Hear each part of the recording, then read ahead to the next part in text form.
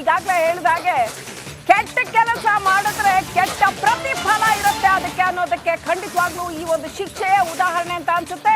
ಇವತ್ತಿನಿಂದ ಎಂಥ ದೊಡ್ಡ ಪ್ರಭಾವಿ ಇರ್ಬೋದು, ಎಷ್ಟೇ ದುಡ್ಡಿರ್ಬೋದು, ಸಂಸದ, ಮಾಜಿ ಸಂಸದ ಆಗಿರಬಹುದು, ಏನೇ ಇದ್ರೂ ಕೂಡ ಕೋರ್ಟ್ ತಲೆ ಕೆಡಿಸಿಕೊಳ್ಳೋದಿಲ್ಲ. ಕೋರ್ಟ್ ಸಾಕ್ಷ್ಯಾಧಾರಗಳ ಆಧಾರದ ಮೇಲೆ ಮಾತ್ರ ತೀರ್ಪನ್ನು ಕೊಡುತ್ತೆ ಅನ್ನೋದಕ್ಕೆ ಈ ಪ್ರಕರಣ ಜ್ವಲಂತ ಉದಾಹರಣೆ. ಇವತ್ತಿನಿಂದ ಪ್ರಜ್ವಲ್ ರೇವಣ್ಣ ಅವರಿಗೆ ಶಿಕ್ಷೆಯ ಆರಂಭ ಆಗುತ್ತೆ.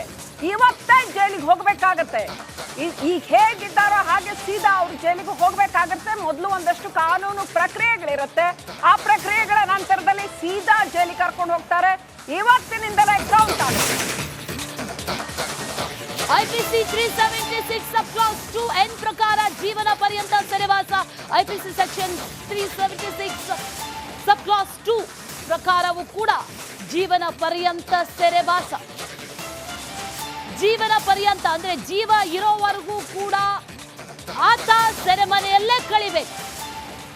ಹೊರಗೆ ಬರುವಂತ ಯಾವ ಅರ್ಹತೆಯೂ ಕೂಡ ಆತನಿಗೆ ಇಲ್ಲ ಅನ್ನುವಂಥದ್ದನ್ನ ಘನ ನ್ಯಾಯಾಲಯ ಒತ್ತಿ ಹೇಳಿದೆ. ಜೀವನ ಪರ್ಯಂತ ಆತ ಬದುಕಿದ್ದೇ ಆದಲ್ಲಿ ಆತ ಆ ಶಿಕ್ಷೆಯನ್ನ ಅನುಭವಿಸಬೇಕು. ಎಷ್ಟೊಂದು ಮಹಿಳೆಯರು ಕಂಪ್ಲೇಂಟ್ ಕೊಟ್ಟಿದ್ದು 4 ಆದ್ರೆ ಎಷ್ಟೊಂದು ಮಹಿಳೆಯರು ಕಣ್ಣೀರು ಹಾಕಿದ್ರು. ಅನೇಕರು ಹೊರಗೆ ಬಂದು ಹೇಳ್ಕೊಳ್ಳೋದಕ್ಕೂ ಆಗದೇ ಇರುವಂತಹ ಪರಿಸ್ಥಿತಿಯನ್ನ ಕೂಡ ಎದುರಿಸಿದ್ರು. ಇದೆಲ್ಲವೂ ಕೂಡ ನಡೆದಿತ್ತು. ಆದ್ರೆ ಸಂತ್ರಸ್ತೆ ನೀಡಿದಂತಹ ದೂರಿನ ಆಧಾರದ ಮೇಲೆ ಈಗ ಕೇಸ್ ದಾಖಲಾದ ನಂತರದಲ್ಲಿ ತೀರ್ಪು ಪ್ರಕಟ ಆಗಿದೆ. ಜೀವನ ಪರ್ಯಂತ ಶಿಕ್ಷೆ ಜೊತೆಯಲ್ಲಿ ಆಕೆಗೆ 7 ಲಕ್ಷ ರೂಪಾಯಿ ಪರಿಹಾರವನ್ನ ಕೂಡ ಕೊಡಬೇಕು ಅನ್ನುವಂಥ ಆದೇಶವನ್ನ ಕೂಡ ಈಗ ನ್ಯಾಯಮೂರ್ತಿಗಳು ಕೊಟ್ಟಿದ್ದಾರೆ. ಜೀವನ ಪರ್ಯಂತ ಸೆರೆವಾಸವನ್ನೇ ಅನುಭವಿಸಬೇಕು, ಯಾವುದೇ ಕಾರಣಕ್ಕೂ ಕೂಡ ಹೊರಗೆ ಬರಬಾರ್ದು ಅನ್ನುವಂಥ ಗರಿಷ್ಠ ಪ್ರಮಾಣದ ಶಿಕ್ಷೆ. ಇಲ್ಲಿ SPP ಕೂಡ ಅದೇ ವಾದವನ್ನ ಮಂಡನೆ ಮಾಡಿದ್ರು.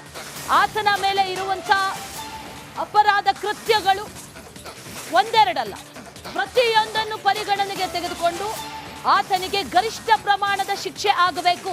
ಮತ್ಯಾರು ಕೂಡ ಈ ರೀತಿ ಮಾಡುವಂತ ಯೋಚನೆಯನ್ನು ಕೂಡ ಮಾಡಬಾರ್ದು ಅನ್ನುವಂತ ನಿಟ್ಟಿನಲ್ಲಿ ಗರಿಷ್ಠ ಪ್ರಮಾಣದ ಶಿಕ್ಷೆ ಆಗಬೇಕು ಅನ್ನುವಂಥದ್ದು ಆಗ್ರಹ ಆಗಿತ್ತು.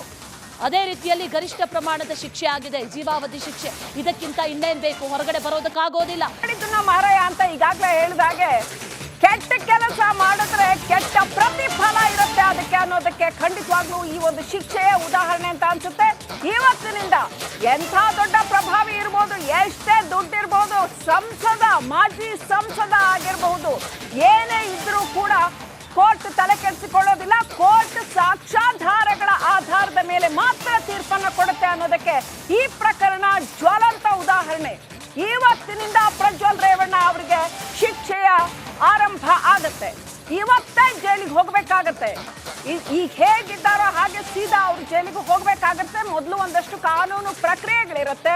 ಆ ಪ್ರಕ್ರಿಯೆಗಳ ನಂತರದಲ್ಲಿ ಸೀದಾ ಜೈಲಿಗೆ ಕರ್ಕೊಂಡು ಹೋಗ್ತಾರೆ. ಇವತ್ತಿನಿಂದಲೇ ಕೌಂಟ್ ಆಗುತ್ತೆ. ಐಪಿಸಿ 376 ಸಬ್ ಕ್ಲಾಸ್ 2N ಪ್ರಕಾರ ಜೀವನ ಪರ್ಯಂತ ಸೆರೆವಾಸ. ಐಪಿಸಿ ಸೆಕ್ಷನ್ 376 ಸಬ್ ಕ್ಲಾಸ್ 2 ಪ್ರಕಾರವೂ ಕೂಡ ಜೀವನ ಪರ್ಯಂತ ಸೆರೆವಾಸ. ಜೀವನ ಪರ್ಯಂತ ಅಂದ್ರೆ ಜೀವ ಇರೋವರೆಗೂ ಕೂಡ ಆತ ಸೆರೆಮನೆಯಲ್ಲೇ ಕಳಿಬೇಕು. ಹೊರಗೆ ಬರುವಂತ ಯಾವ ಅರ್ಹತೆಯೂ ಕೂಡ ಆತನಿಗೆ ಇಲ್ಲ ಅನ್ನುವಂಥದ್ದನ್ನ ಘನ ನ್ಯಾಯಾಲಯ ಒತ್ತಿ ಹೇಳಿದೆ. ಜೀವನ ಪರ್ಯಂತ ಆತ ಬದುಕಿದ್ದೇ ಆದಲ್ಲಿ ಆತ ಆ ಶಿಕ್ಷೆಯನ್ನ ಅನುಭವಿಸಬೇಕು. ಎಷ್ಟೊಂದು ಮಹಿಳೆಯರು ಕಂಪ್ಲೇಂಟ್ ಕೊಟ್ಟಿದ್ದು 4 ಆದ್ರೆ ಎಷ್ಟೊಂದು ಮಹಿಳೆಯರು ಕಣ್ಣೀರು ಹಾಕಿದ್ರು. ಅನೇಕರು ಹೊರಗೆ ಬಂದು ಹೇಳ್ಕೊಳ್ಳೋದಕ್ಕೂ ಆಗದೇ ಇರುವಂತಹ ಪರಿಸ್ಥಿತಿಯನ್ನ ಕೂಡ ಎದುರಿಸಿದ್ರು. ಇದೆಲ್ಲವೂ ಕೂಡ ನಡೆದಿತ್ತು. ಆದ್ರೆ ಸಂತ್ರಸ್ತೆ ನೀಡಿದಂತಹ ದೂರಿನ ಆಧಾರದ ಮೇಲೆ ಈಗ ಕೇಸ್ ದಾಖಲಾದ ನಂತರದಲ್ಲಿ ತೀರ್ಪು ಪ್ರಕಟ ಆಗಿದೆ. ಜೀವನ ಪರ್ಯಂತ ಶಿಕ್ಷೆ ಜೊತೆಯಲ್ಲಿ ಆಕೆಗೆ 7 ಲಕ್ಷ ರೂಪಾಯಿ ಪರಿಹಾರವನ್ನ ಕೂಡ ಕೊಡಬೇಕು ಅನ್ನುವಂಥ ಆದೇಶವನ್ನ ಕೂಡ ಈಗ ನ್ಯಾಯಮೂರ್ತಿಗಳು ಕೊಟ್ಟಿದ್ದಾರೆ. ಜೀವನ ಪರ್ಯಂತ ಸೆರೆವಾಸವನ್ನೇ ಅನುಭವಿಸಬೇಕು, ಯಾವುದೇ ಕಾರಣಕ್ಕೂ ಕೂಡ ಹೊರಗೆ ಬರಬಾರ್ದು ಅನ್ನುವಂಥ ಗರಿಷ್ಠ ಪ್ರಮಾಣದ ಶಿಕ್ಷೆ. ಇಲ್ಲಿ SPP ಕೂಡ ಅದೇ ವಾದವನ್ನ ಮಂಡನೆ ಮಾಡಿದ್ರು. ಆತನ ಮೇಲೆ ಇರುವಂತ ಅಪರಾಧ ಕೃತ್ಯಗಳು ಒಂದೆರಡಲ್ಲ, ಪ್ರತಿಯೊಂದನ್ನು ಪರಿಗಣನೆಗೆ ತೆಗೆದುಕೊಂಡು ಆತನಿಗೆ ಗರಿಷ್ಠ ಪ್ರಮಾಣದ ಶಿಕ್ಷೆ ಆಗಬೇಕು. ಮತ್ಯಾರು ಕೂಡ ಈ ರೀತಿ ಮಾಡುವಂತ ಯೋಚನೆಯನ್ನು ಕೂಡ ಮಾಡಬಾರದು ಅನ್ನುವಂತ ನಿಟ್ಟಿನಲ್ಲಿ ಗರಿಷ್ಠ ಪ್ರಮಾಣದ ಶಿಕ್ಷೆ ಆಗಬೇಕು ಅನ್ನುವಂಥದ್ದು ಆಗ್ರಹ ಆಗಿತ್ತು. ಅದೇ ರೀತಿಯಲ್ಲಿ ಗರಿಷ್ಠ ಪ್ರಮಾಣದ ಶಿಕ್ಷೆ ಮಾರಾಯ ಅಂತ ಈಗಾಗಲೇ ಹೇಳಿದಾಗೆ ಕೆಟ್ಟ ಕೆಲಸ ಮಾಡಿದ್ರೆ ಕೆಟ್ಟ ಪ್ರತಿಫಲ ಇರುತ್ತೆ ಅದಕ್ಕೆ ಅನ್ನೋದಕ್ಕೆ ಖಂಡಿತವಾಗ್ಲೂ ಈ ಒಂದು ಶಿಕ್ಷೆಯ ಉದಾಹರಣೆ ಅಂತ ಅನ್ಸುತ್ತೆ. ಇವತ್ತಿನಿಂದ ಎಂಥ ದೊಡ್ಡ ಪ್ರಭಾವಿ ಇರ್ಬೋದು, ಎಷ್ಟೇ ದುಡ್ಡಿರ್ಬೋದು, ಸಂಸದ, ಮಾಜಿ ಸಂಸದ ಆಗಿರಬಹುದು, ಏನೇ ಇದ್ರೂ ಕೂಡ ಕೋರ್ಟ್ ತಲೆ ಕೆಡಿಸಿಕೊಳ್ಳೋದಿಲ್ಲ. ಕೋರ್ಟ್ ಸಾಕ್ಷ್ಯಾಧಾರಗಳ ಆಧಾರದ ಮೇಲೆ ಮಾತ್ರ ತೀರ್ಪನ್ನು ಕೊಡುತ್ತೆ ಅನ್ನೋದಕ್ಕೆ ಈ ಪ್ರಕರಣ ಜ್ವಲಂತ ಉದಾಹರಣೆ. ಇವತ್ತಿನಿಂದ ಪ್ರಜ್ವಲ್ ರೇವಣ್ಣ ಅವರಿಗೆ ಶಿಕ್ಷೆಯ ಆರಂಭ ಆಗತ್ತೆ. ಇವತ್ತೇ ಜೈಲಿಗೆ ಹೋಗ್ಬೇಕಾಗತ್ತೆ. ಈಗ ಹೇಗಿದ್ದಾರೋ ಹಾಗೆ ಸೀದಾ ಅವ್ರು ಜೈಲಿಗೆ ಹೋಗ್ಬೇಕಾಗತ್ತೆ. ಮೊದಲು ಒಂದಷ್ಟು ಕಾನೂನು ಪ್ರಕ್ರಿಯೆಗಳಿರುತ್ತೆ.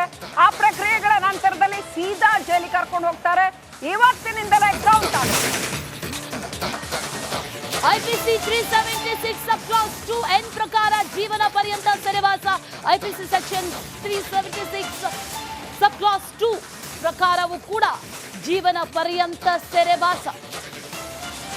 ಜೀವನ ಪರ್ಯಂತ ಅಂದ್ರೆ ಜೀವ ಇರೋವರೆಗೂ ಕೂಡ ಆತ ಸೆರೆಮನೆಯಲ್ಲೇ ಕಳಿಬೇಕು. ಹೊರಗೆ ಬರುವಂತ ಯಾವ ಅರ್ಹತೆಯೂ ಕೂಡ ಆತನಿಗೆ ಇಲ್ಲ ಅನ್ನುವಂಥದ್ದನ್ನ ಘನ ನ್ಯಾಯಾಲಯ ಒತ್ತಿ ಹೇಳಿದೆ. ಜೀವನ ಪರ್ಯಂತ ಆತ ಬದುಕಿದ್ದೇ ಆದಲ್ಲಿ ಆತ ಆ ಶಿಕ್ಷೆಯನ್ನ ಅನುಭವಿಸಬೇಕು. ಎಷ್ಟೊಂದು ಮಹಿಳೆಯರು ಕಂಪ್ಲೇಂಟ್ ಕೊಟ್ಟಿದ್ದು 4 ಆದ್ರೆ ಎಷ್ಟೊಂದು ಮಹಿಳೆಯರು ಕಣ್ಣೀರು ಹಾಕಿದ್ರು. ಅನೇಕರು ಹೊರಗೆ ಬಂದು ಹೇಳ್ಕೊಳ್ಳೋದಕ್ಕೂ ಆಗದೇ ಇರುವಂತಹ ಪರಿಸ್ಥಿತಿಯನ್ನ ಕೂಡ ಎದುರಿಸಿದ್ರು. ಇದೆಲ್ಲವೂ ಕೂಡ ನಡೆದಿತ್ತು. ಆದ್ರೆ ಸಂತ್ರಸ್ತೆ ನೀಡಿದಂತಹ ದೂರಿನ ಆಧಾರದ ಮೇಲೆ ಈಗ ಕೇಸ್ ದಾಖಲಾದ ನಂತರದಲ್ಲಿ ತೀರ್ಪು ಪ್ರಕಟ ಆಗಿದೆ. ಜೀವನ ಪರ್ಯಂತ ಶಿಕ್ಷೆ ಜೊತೆಯಲ್ಲಿ ಆಕೆಗೆ 7 ಲಕ್ಷ ರೂಪಾಯಿ ಪರಿಹಾರವನ್ನ ಕೂಡ ಕೊಡಬೇಕು ಅನ್ನುವಂತ ಆದೇಶವನ್ನ ಕೂಡ ಈಗ ನ್ಯಾಯಮೂರ್ತಿಗಳು ಕೊಟ್ಟಿದ್ದಾರೆ.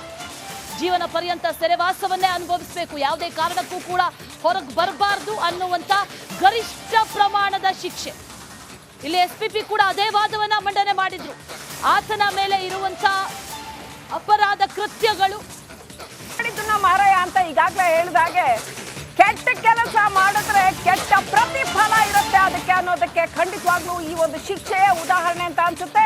ಇವತ್ತಿನಿಂದ ಎಂಥ ದೊಡ್ಡ ಪ್ರಭಾವಿ ಇರ್ಬೋದು, ಎಷ್ಟೇ ದುಡ್ಡಿರ್ಬೋದು, ಸಂಸದ, ಮಾಜಿ ಸಂಸದ ಆಗಿರಬಹುದು, ಏನೇ ಇದ್ರೂ ಕೂಡ ಕೋರ್ಟ್ ತಲೆ ಕೆಡಿಸಿಕೊಳ್ಳೋದಿಲ್ಲ. ಕೋರ್ಟ್ ಸಾಕ್ಷ್ಯಾಧಾರಗಳ ಆಧಾರದ ಮೇಲೆ ಮಾತ್ರ ತೀರ್ಪನ್ನು ಕೊಡುತ್ತೆ ಅನ್ನೋದಕ್ಕೆ ಈ ಪ್ರಕರಣ ಜ್ವಲಂತ ಉದಾಹರಣೆ. ಇವತ್ತಿನಿಂದ ಪ್ರಜ್ವಲ್ ರೇವಣ್ಣ ಅವರಿಗೆ ಶಿಕ್ಷೆಯ ಆರಂಭ ಆಗತ್ತೆ. ಇವತ್ತೇ ಜೈಲಿಗೆ ಹೋಗ್ಬೇಕಾಗತ್ತೆ. ಈಗ ಹೇಗಿದ್ದಾರೋ ಹಾಗೆ ಸೀದಾ ಅವ್ರು ಜೈಲಿಗೆ ಹೋಗ್ಬೇಕು.